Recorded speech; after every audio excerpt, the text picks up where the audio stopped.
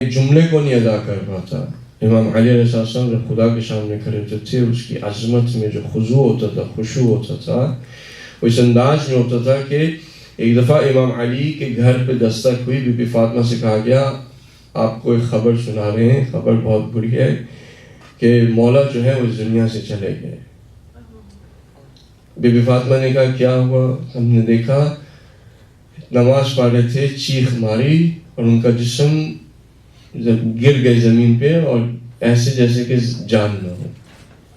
Be Fatima نے کہا نہیں علی، جب خوف خدا سے اس طرح سے ہو جاتا ہے. اس طرح سے امام نے رات کو گزارا. جب صبح نکلنے لگے تو جانتے ہیں اب میں جہاں جا رہا ہوں وہاں پہ خدا کے ساتھ وصال ہے، خدا سے ملنا ہے. نماز کے لیے کھڑے ہوئے. اب تاریخوں کے اندر جو مختلف روایات ہیں، لیکن جب امام سجدے میں گئے اور جب سجدے سے سر کو اٹھایا اس وقت ان کے سر پہ اس شقی ترین انسان نے ضربت ماری. اب آپ اندازہ لگائیں، دیکھیں کہ جب انسان سجدے میں ہوتا ہے اور اگر کوئی شخص کھڑا ہوا ہو تو اس کے پاس اپنی پوری طاقت ہے، اپنی اس کے قد کی طاقت ہے، اس کے پاس اس وار کو جتنا وہ بلند کر سکتا ہے اس کے پاس وہ طاقت ہے. اس شقی ترین انسان نے اپنی پوری طاقت کے ساتھ ایک شخص جو کہ ابھی سجدے سے جس نے سر کو اٹھایا اس شخص کے سر پہ اس نے ضربت ماری. اور وہ تلوار جو وہ 40 دن تک تیز کرتا ہے، وہ تلوار جو وہ 40 دنوں تک تیز کرتا رہا، اور وہ تلوار جس میں اس نے زہر کے اندر ڈبوئی ہوئی تھی. امام علی کے سر پہ جب ضربت لگی ہے اور طبیب نے آ کے دیکھا، امام کے سر کو ظاہر باندھ دیا گیا تھا، آپ کو پتہ ہے امام کے سر کو باندھ دیا گیا تھا. طبیب نے آ کے دیکھا، کہا کہ یہ جو زخم ہے نا آپ کے اتنا زیادہ اس کی گہرائی ہے کہ اب اس سے جو ہے وہ اس کو کچھ نہیں کیا. The wound of Imam Ali constantly bled. کتنے دن؟ 19th he got the zarbat, 21st he left this world. If you think about it,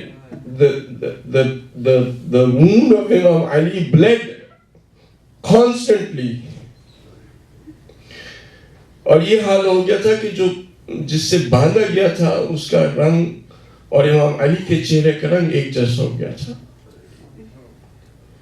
جو رنگ تھا اس پارچے کا اور امام علی کا رنگ ایک جیسا ہو گیا تھا.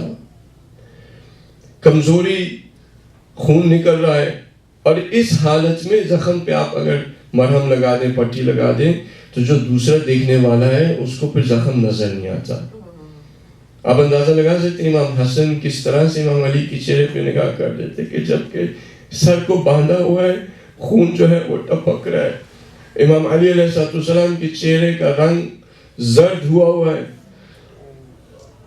اس حالت میں امام نے یہ کہا ہے کہ میں گواہی دیتا ہوں کوئی اور خدا نہیں ہے سوائے اللہ کے، اور رسول خدا کے عبد ہیں. یہ دین حاوی ہوگا باقی ادیان پہ، حتیٰ کہ مشرکین اس کو پسند نہ کریں. اس دنیا کے پیچھے نہ جاؤ، اس دنیا کے نہ ہو کے رہ جاؤ. امام علی نے اس حالت میں اپنی وصیت کو کہا ہے. جب امام اپنی وصیتوں کو کہہ رہے تھے، امام حسن اور حسین، حضرت عباس جو ہیں وہ کمرے کے کونے میں جو ہے وہ کھڑے دیکھ رہے ہیں کہ مولا جو ہے وہ وصیتیں کر رہے ہیں. تو مولا کے پاس آ کے کہتے ہیں کہ مولا آپ نے امام حسن کو بھی وصیت کر دی، امام حسین کو وصیت کر دی، میرے لیے بھی کوئی وصیت؟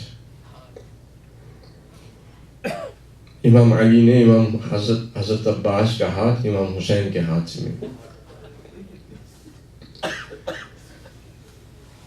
اور حضرت عباس نے اپنی پوری زندگی جب سے وہ پیدا ہوئے اور آخر تک کہ جو امام حسین کی گود میں انہوں نے دم دیا جبکہ تیر ان کی آنکھ میں تھا اور سر گڑ سے اسی طرح سے کھلا ہوا تھا حضرت عباس نے پوری زندگی اس وصیت پہ عمل کیا کہ اس آخری لمحات میں امام حسین کہتے ہیں کہ دیکھو تم نے ساری زندگی مجھے مولا کہا ہے، میری بھی ایک وصیت، میری بھی ایک بات مان لو، مجھے ایک دفعہ بھائی کہہ دو۔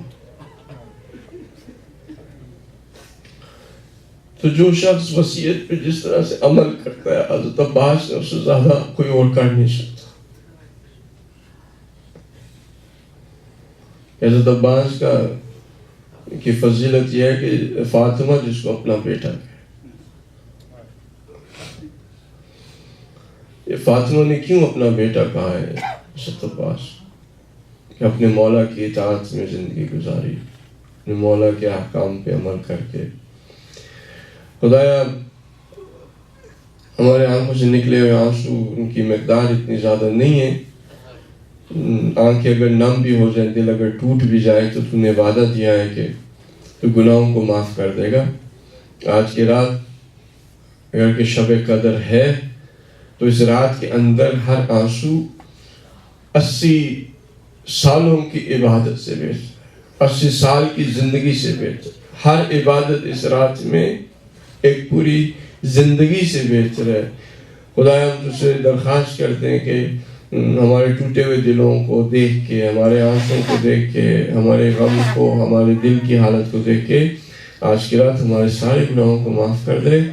ہمیں توفیق دے کہ ہم اپنے مولا کی وصیت پہ عمل کر سکیں۔ خدا ہمیں توفیق دے کہ ہم آپس کے اختلافات کو ختم کر سکیں۔ خدا ہمیں توفیق دے کہ جس طرح امام نے اپنی وصیت میں کہا کہ ان مظلوموں کی حمایت کرو، ظالم کے خلاف کھڑے ہو جاؤ، خدا ہمیں توفیق دے کہ ہم ہمیشہ مظلوموں کی حمایت کریں اور ظلم کے خلاف اپنی آواز کو بلند رکھیں۔ خدایا دشمنان اسلام کو نیست و نابود کر دے، امام کے اصحاب و انصار میں ہمیں شمار کر ان کا ظہور جلد از جلد کر دے۔ مات سے میں